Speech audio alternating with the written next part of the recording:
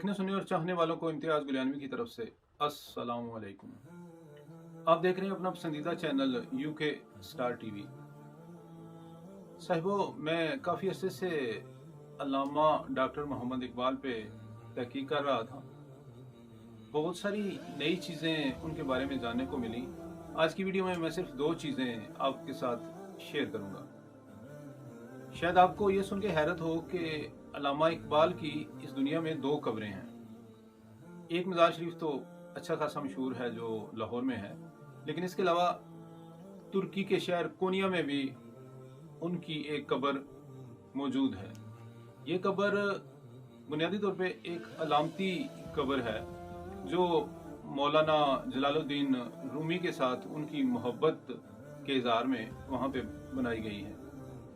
क्योंकि मौलाना जलालुद्दीन रूमी के मज़ार के इर्द गिर्द सारे बड़े लोग और उनके मुरीदीन दफन हैं, तो अल्लामा साहब ने क्योंकि अपनी शायरी में उन्हें अपना पीर माना है और ख़ुद को उनका मुरीद जाहिर किया है, तो इसी बात को मद्देनज़र रखते हुए वहाँ पे अल्लामा साहब की एक अलामती कब्र बनाई गई है।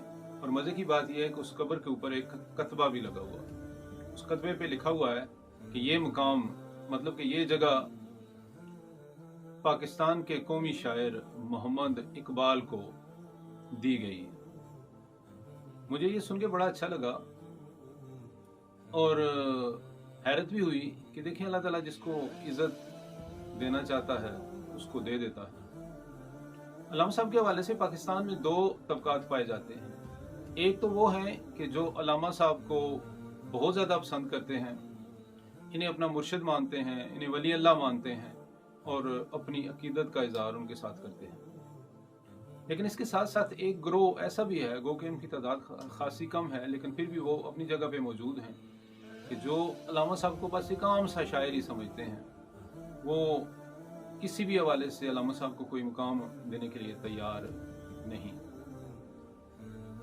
मेरी तहकीक अभी जारी है, इसमें बहुत सारी चीज़ें हैं। एक तो मैंने आप सामने बयान कर दी कि अल्लामा साहब की दो कब्रें हैं, और दूसरी ये बात उनकी मशहूर होने की वजह क्या है।